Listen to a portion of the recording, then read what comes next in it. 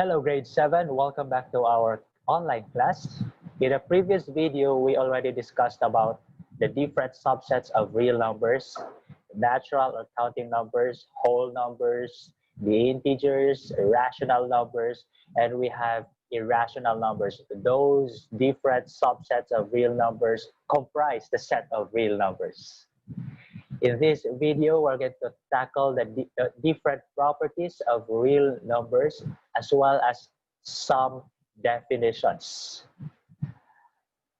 Let A, B, and C represent real numbers.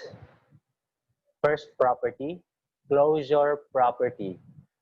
Closure property means if you're going to add two real numbers, the result is still a real number.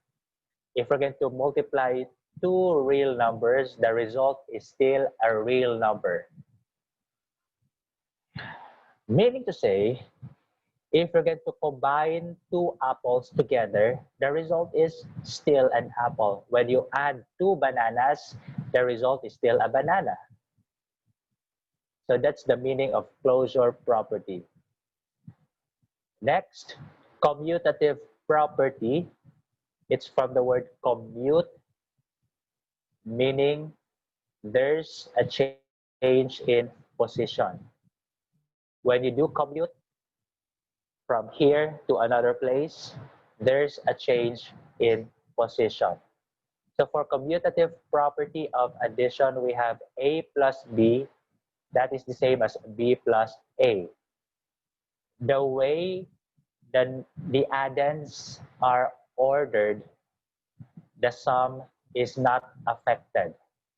The way the factors are ordered, the sum is not affected. In other words, order does not affect the result. Example here, we have 2 plus 3. It's the same as 3 plus 2. 2 times 3 is the same as 3 times 2. Next, let's have associative property.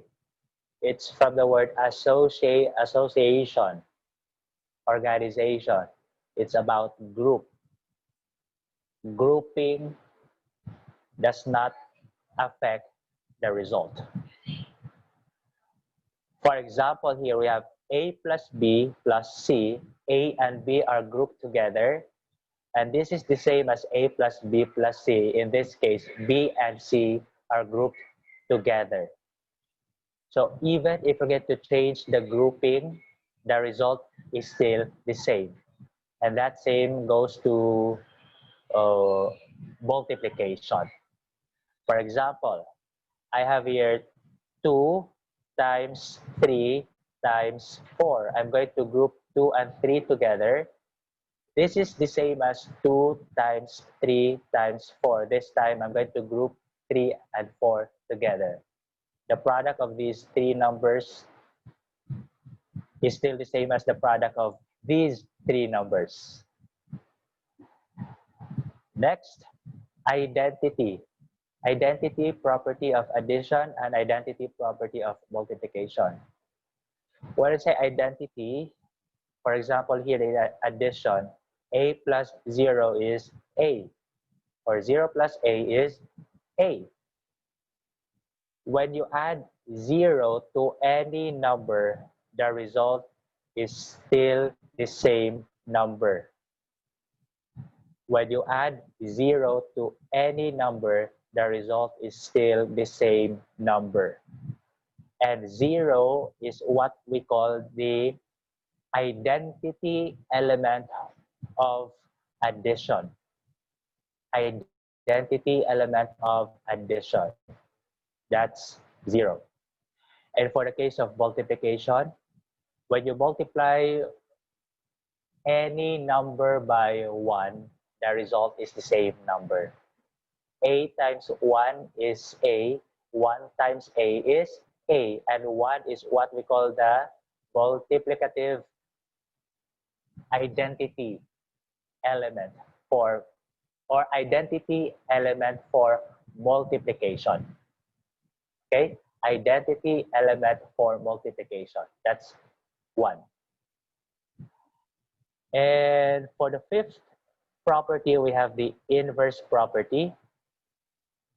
The inverse of A, or the opposite of A, is negative A. The opposite of negative A is A. That's inverse.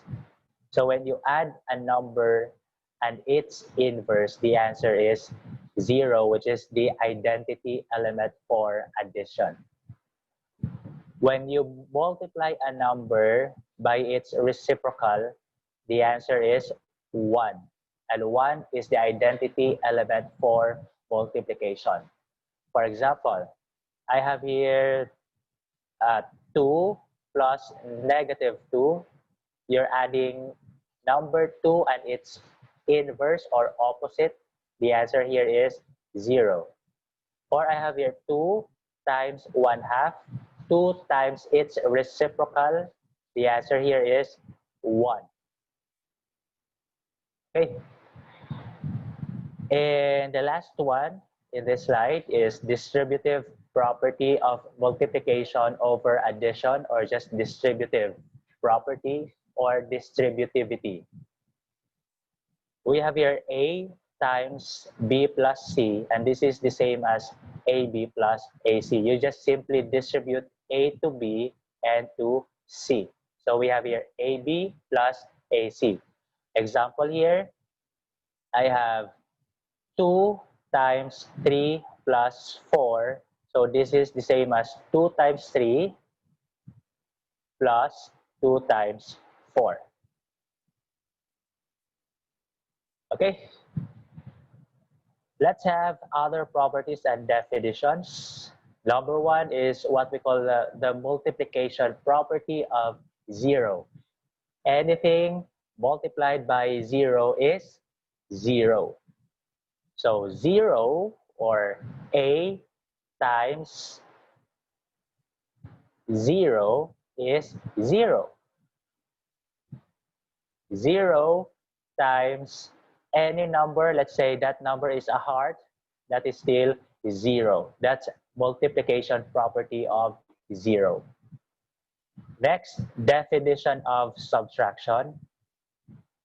A minus B is equal to A plus negative B. That's definition of subtraction. So if I have here 2 minus 2, this is equal to 2 plus negative 2. And according to the inverse property, this is equal to 0. Another definition is definition of division. A divided by B is equal to A times 1 over B. Example, I have here 2 divided by 2. This is equal to 2 times the reciprocal of 2, which is 1/2. This is according to the definition of division. And 2 times 1/2 is equal to 1 according to inverse property of multiplication. So take note of the properties and definitions we used. Next is the successor property. Okay, this is our last property. Successor property states that if n, or if x, is an element of the set of natural numbers are the counting numbers 1, 2, 3, 4, 5, 6, 7, and so on, then x plus 1 is going to be the succeeding natural number. What does it mean? 3 is a natural number. It follows that 3 plus 1, or 4, is the next natural number. You just keep on adding 1 to the previous number to get the next natural number. And that is because of the successor property. We know that 1,000 is the next natural number to 999. You just add 1 to 999 to get 1000. Okay, and you keep on doing that if you want to get the succeeding natural number. And this is never ending. This goes on forever.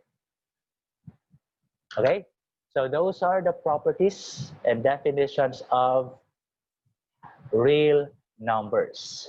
We have the closure property. Apple plus apple equals apple. Next is commutative property. The order does not affect the result. Associative property, it's about grouping. Grouping is not important. Grouping does not affect the result. Inverse property, you're going to add a number and its inverse or opposite, or multiply a number by its reciprocal. And the result is the identity element. 0 is the identity element for addition, 1 for multiplication. Number 5 is the identity property. When you add a 0 to any number, the result is the same number. When you multiply a number by 1, the result is the same number. That's identity. And distributive property, there's distribution going on. And we have multiplication property of 0, definition of subtraction, definition of division, and successor property. Okay, I hope you learned something from this video, and I hope that you will be able to use or apply these properties in our future lessons. That's it for now, and see you in my next videos.